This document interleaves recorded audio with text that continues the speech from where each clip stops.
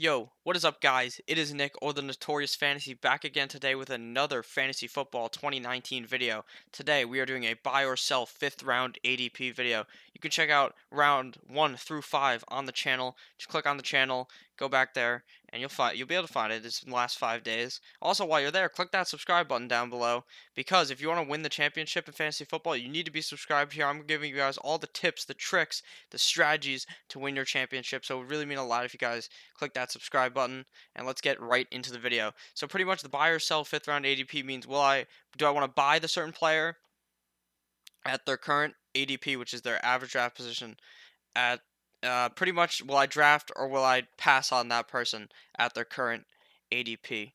So the 501 is Kenyon Drake. Will I draft? Will I pass? Will I smash?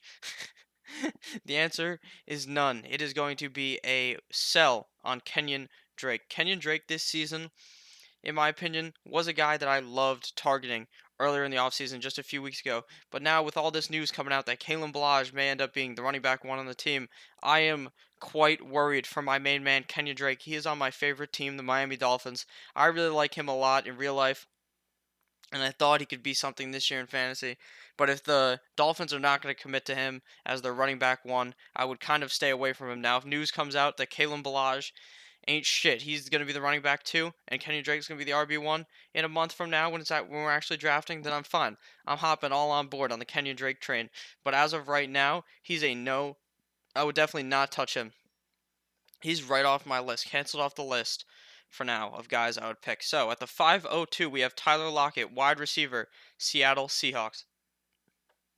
At the 502, Tyler Lockett is a buy. Now, a lot of people are hating on Tyler Lockett. They're putting some disrespect on his name because they don't think that he's going to be able to do it. There's a lot of, he's never been the one. It's always been Doug Baldwin. Tyler Lockett can't do it. Blah, blah, blah, blah, blah. Tyler Lockett did it last year. He put up 10 touchdowns, I believe. He played pretty fucking great without Doug Baldwin. And with the additions of DK Metcalf, and they've got a whole assortment of wide receivers on that team that, obviously are going to take some receptions away from Tyler Lockett, but that means that maybe he'll be even more open because they might try to cover DK Metcalf for when he runs straight at 90 miles an hour, because all he can do is run straight. Once he has to turn, DK Metcalf, once he goes to turn, he loses all the momentum and he's absolutely shit. But if he's running straight, then he's catching the ball, he's coming down with it, he's a big body. But Tyler Lockett is smaller. He's going to be able to be catching a shit ton of passes, even though Seattle is a they're a run first team. They like running the ball, they like pounding the rock, but Russell Wilson is a great NFL quarterback. Okay, fantasy quarterback this season, in my opinion, but we're not talking about Russell Wilson. We're talking about Tyler Lockett, and I think that with the amount of times they throw the ball, I think that Lockett will get his this year. He may not be as big play of a guy. He may be more of like a floor guy where he's scoring like 10, 11, 12 points every game. You don't expect him to ever drop 20, 30 points, but he's always there. He's a very safe option. Whereas some guys in this round are more boomer bust type of guys, I think. Now, I would definitely draft Tyler Lockett at the 502. He's probably your wide receiver 2 or wide receiver 3 slash flex if you're drafting him here. So I'm definitely confident in Tyler Lockett as my wide receiver 2, 3, or flex option. So at the 503, we have Mr. Calvin Ridley, Falcons wide receiver. Calvin Ridley is a buy. I love me some Calvin Ridley. Now, Calvin Ridley did end up getting hurt in practice, I believe, last week, but he should be all good and dandy in a few weeks and be able to play week 1 against whoever the Falcons are playing. That I had the stat ready. I looked it up who they were playing, and it just completely went straight through my brain. So I'm sorry about that right there. But Calvin Ridley last year as a rookie played phenomenally. He played so well that they stopped using the cornerback one in one game, I believe. They took that guy off of Julio, put him right on Calvin Ridley. Now, there's a lot of wide receivers on the Falcons. Obviously, Julio, one of the best wide receivers in the NFL and in fantasy. They have Calvin Ridley. They got Sanu. They've got Austin Hooper at the tight end position. So they've got a few good names. But Calvin Ridley this year is really going to have that breakout game. Like I tell you in every single mock draft video, Matt Ryan has 13 games. 13 out of 16 fantasy games in a dome. So Calvin Ridley is going to be getting great passes because there's no fucking wind in those 13 games to make the ball go woo, woo, woo, back and forth, left and right, fucking turn the wrong way, be a bit too short, be a bit too far, overthrow, shit like that. It's a lot easier for him to control the ball in these indoor games. And I think that Calvin Ridley is going to absolutely eat this season, and I'm all in on Calvin Ridley at the 503. Now we are at the 504 quarterback, Aaron Rodgers. Now, Aaron Rodgers is a buy, in my opinion, this season. A lot of people will tell you that Aaron Rodgers is just going to be shit. Now, Aaron Rodgers in years past has been drafted at around this price or slightly higher in like the third or fourth round. Or maybe you're at home league, he may go in like the third round. I ain't touching him there. But in the fifth round, I'm pretty confident that if I was to hammer Aaron Rodgers here at the 504, and if I somehow, if I had Devontae Adams, I'd be even more likely to love that for the connection. Rodgers has a bunch of great wide receivers. He has Devontae Adams, Marquez Valdez-Scantling, Geronimo Allison, a couple of other guys that aren't so great. He has Jimmy Graham, Aaron Jones to dump the ball off to, Jamal Williams to dump the ball off to. He has a bunch of good weapons on the Packers. I believe the Packers are going to have a year, unlike last year, that is going to lead them to make the playoffs, whether it's wild card or normally. I think that they're going to play pretty great football. They finally fired Mike McCarthy, that fat fuck. Said, get the fuck out of here, you dumb fuck. You ruined Aaron Rodgers last year. This year, I'm all in on Aaron Rodgers. Aaron Rodgers is going to be the quarterback 2 in fantasy football. That's why I sold Luck in last video. You can go back and watch that. I dropped him like it was hot because Aaron Rodgers is where it's at, and I don't even like drafting quarterbacks in the 4th round, so that's also why Luck was a sell.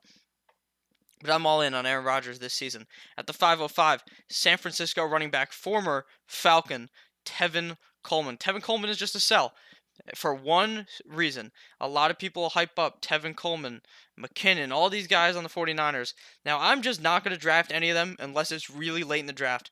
Now, if you told me Tevin Coleman was going in the 11th round, I'd pick him every time. But since he's going in the 5th round and is kind of unknown, he's going to be working the passing game. Obviously, won't be getting too many rushes.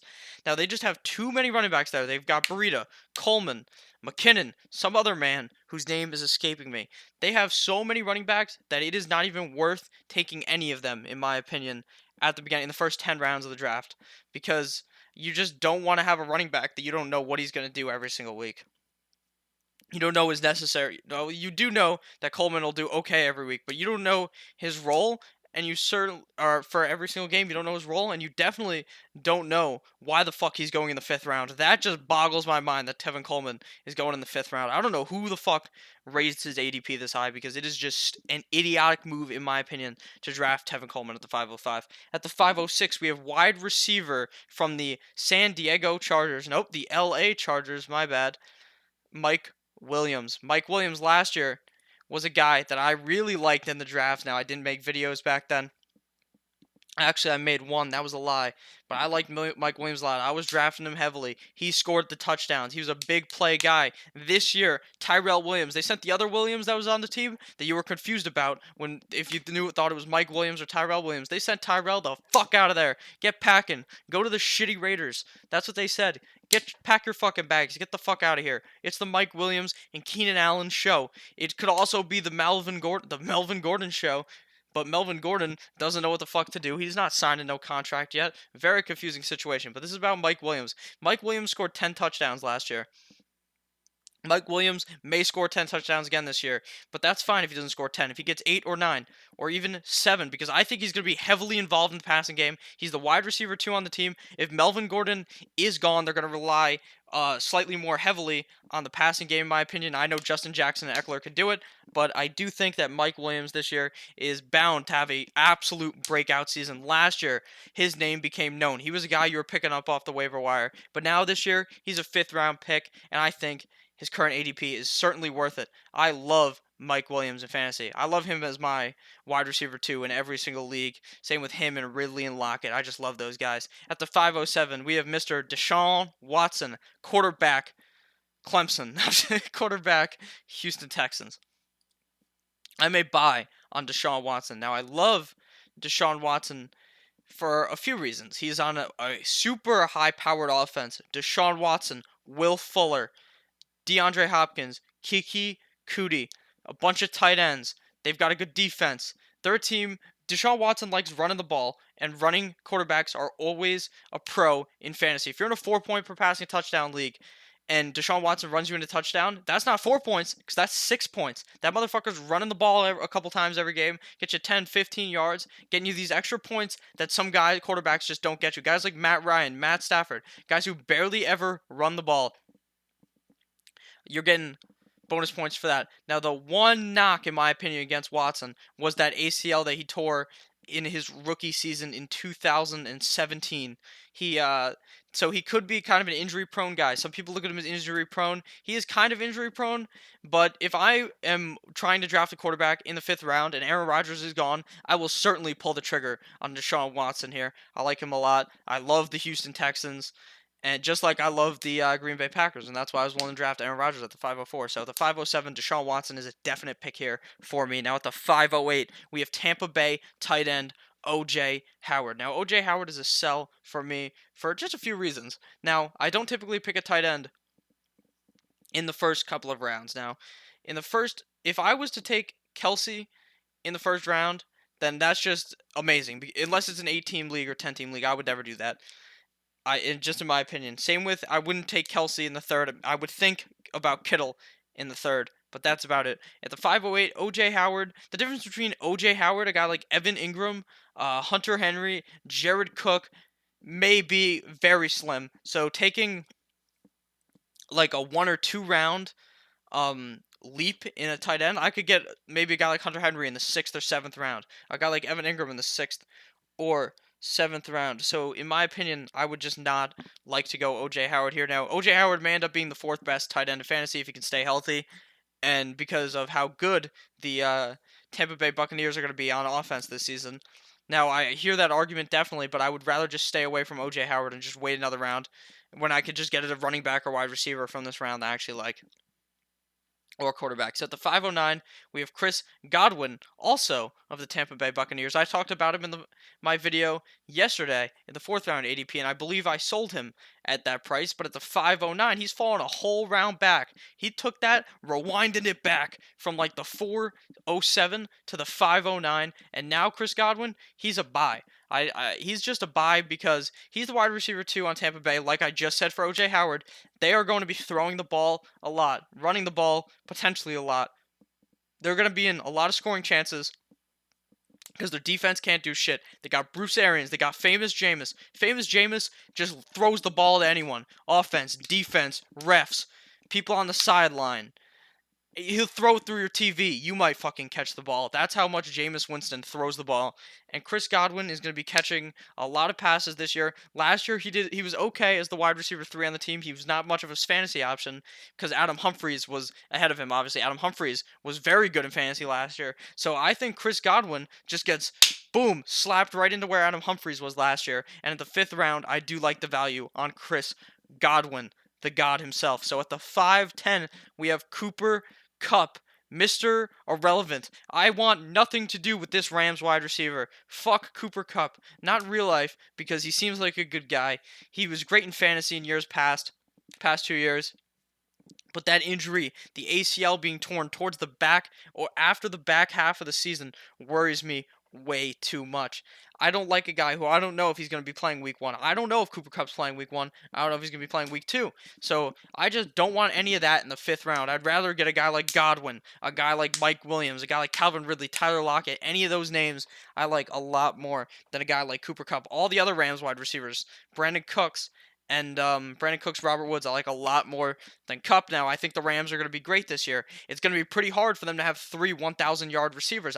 It's definitely entirely possible if Jared Goff makes that step that I think he can make into being a very good quarterback in real life.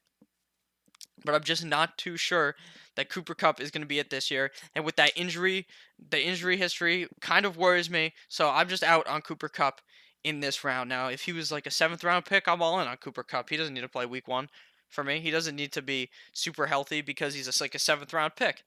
But at the 5th round, at the back of the 5th, I'm not confident on Cooper Kupp. Maybe this talk that I'm having, you guys won't be drafting him in mocks, and his ADP will move farther back. Hopefully that happens. But I don't even have that much fucking leverage. I have 100 subscribers, so that's just not going to happen. At the 511, we have Darius Geis. Another man. Team injury over here. Darius Geis and Cooper Kupp, the 1 and 2. Darius Geis got hurt at the end of last year. Not the end of last year, actually at the beginning of last year before the season even started, he got hurt. And I just don't want any of these Redskins running backs really.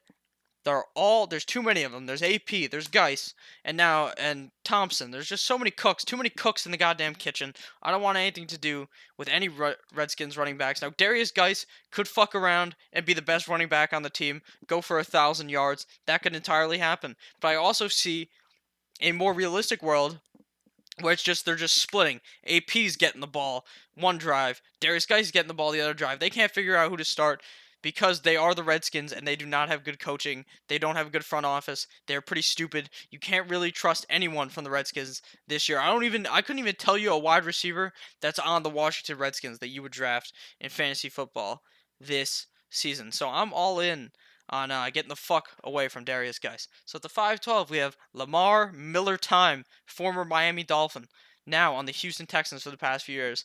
At the 5-12, I'm going to buy Lamar Miller. Now everyone's up my ass telling me that Dante Foreman, kind of named similar to Devontae Freeman, both equally as injury prone.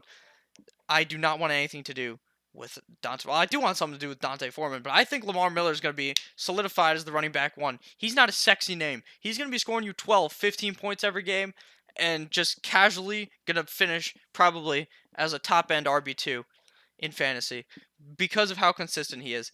He's never going to score you 30 points. He's never even going to score you probably 25 points. He'll probably just score you 10 to 15 points every game, casually as your flex, and you're just winning games because fucking Lamar Miller's just sitting there, fucking clapping them cheeks of your opponent, and you're just winning all these games due to that.